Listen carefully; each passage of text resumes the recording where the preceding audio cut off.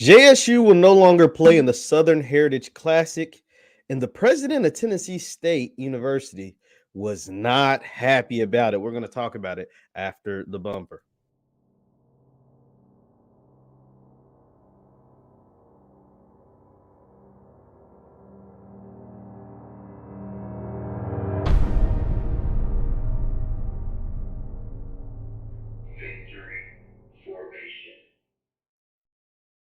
What's good people? My name is JeffLightsyJr. here on the Black Boss channel and Victory Formation. Thank you guys for tuning in. Be sure to hit that thumbs up button, like, share, subscribe, and the notification bell because we upload every single day. Now, as we reported yesterday, JSU will no longer play in the Southern Heritage Classic. That is the game between Jackson State, the annual game between Jackson State versus Tennessee State. Jacksonville State has come out and said that their obligations with the SWAC will no longer allow them to partake in the Southern Heritage Classic.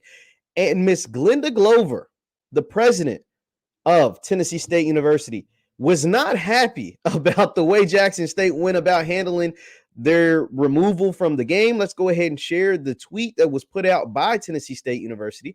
And this was a tweet coming directly from the school. It says Tennessee State University issues a statement on Jackson State University pulling out of the Southern Heritage Classic, one of the most attended HBCU classics in the country. Read the statement here. So let's go ahead and tap into this statement. Let me zoom in on it a little bit. Well, if it'll let me. It might not let me, guys, but let's read it together. It says the statement on Jackson State University's announcement to leave the Southern Heritage Classic. Jackson State University announced that their football team will no longer play in the Southern Heritage Classic is an insensitive and irresponsible act that has far-reaching implications that go beyond football. The Classic is about more than TSU and JSU, our alumni and fans.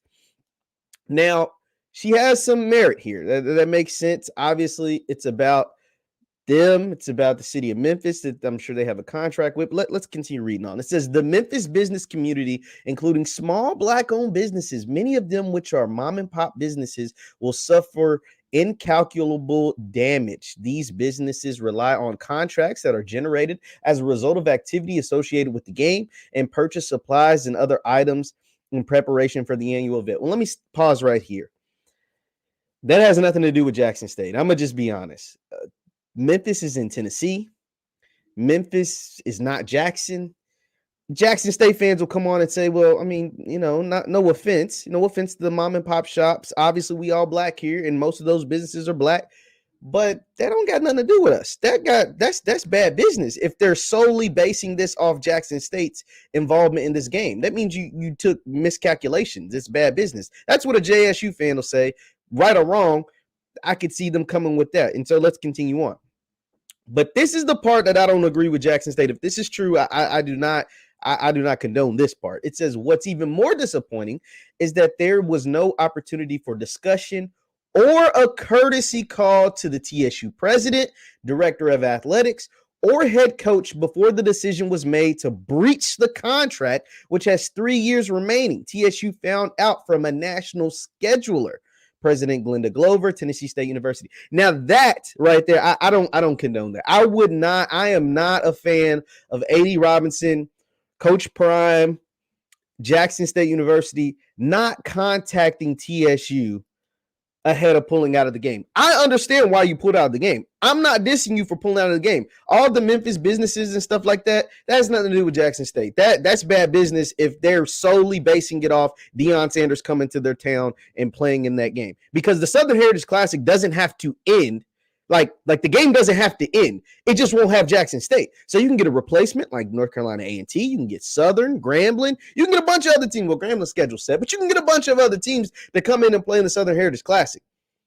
So you can't just, I get it being mad at JSU, but you can't just base your entire business on Deion Sanders, Jackson State coming into town on Memphis during that weekend. But to not give a courtesy call, that seems like a little bit low, especially when these teams have been playing this. You guys let me know. These teams have been playing this game since the 60s. Like, whoa, that's a big rivalry not to have.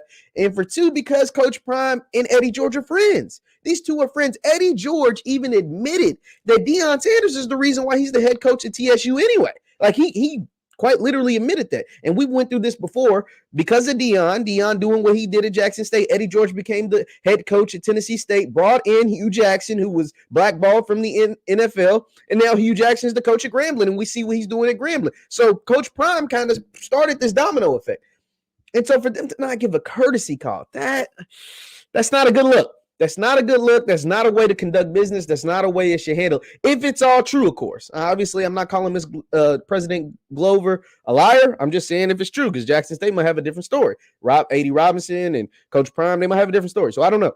But the whole business thing, that don't matter to me. But the not giving a courtesy call, not letting anybody know that you were pulling out of the game, having them find out via a scheduler, that's a little weak. Just in my opinion. Leave your thoughts in the chat. Does Miss Glover, does President Glover, does she have a point? Do you guys agree with her? Is Jackson State wrong in this case? I've been on record saying, well, maybe they'll still do a home and home. Maybe they'll still play this game. The way she put out this letter, that kind of lets me know Tennessee State ain't going to be on the schedule for 2022.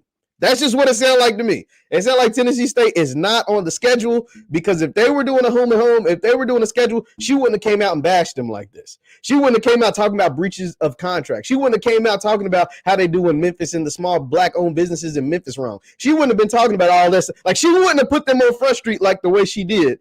I think when I saw this tweet, somebody had quote tweeted it and said, Gigi, I guess is what they might call her down there in Nashville, said President Gigi was listening to Ether when she wrote this. Like, she was listening to Ether by Nas when she wrote this, because she was clearly taking some clear shots. And if this game was on Jackson State's schedule for fall of 22, she wouldn't have bashed them like this. So it sounds like the Southern Heritage Classic, obviously they're not playing in the Classic, but it sounds like the game between JSU and TSU is not happening, at least for the 2022 season, and that is disappointing. That is very disappointing. One, because these two teams have been playing football against each other since the 60s, which you all let me know. Shout out to y'all. They've been playing football since the 60s. And two, they got two of the highest profile coaches in all of HBCU. All of HBCU sports. Deion Sanders, Eddie George. Pro Football Hall of Famer, Heisman Trophy winner. Like, the mentor, mentee, whatever. Like, two guys that really respect each other, two men that are friends. And to not have this game, both for a national audience and for your fan base, that is disappointing.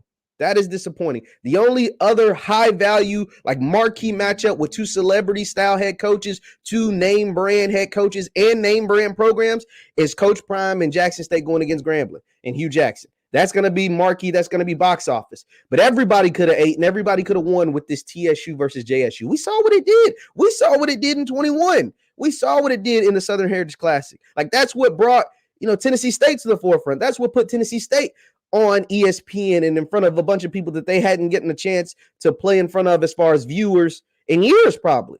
So that's a little bit disappointing, but we'll see what happens. We'll see what happens moving forward. JSU schedule comes out on Monday, so we'll see what comes of it. Once again, my name is JeffLightsYJr with the Black Boss channel and Victory Formation. You can subscribe to my YouTube channel right there, JeffLightsYJr, and to the Black Boss channel. You can also join the channel, become a member. We have some dope perks for those who become members, so go ahead and hit that join button. Thank you guys for tuning in, and I will see you next time. Peace.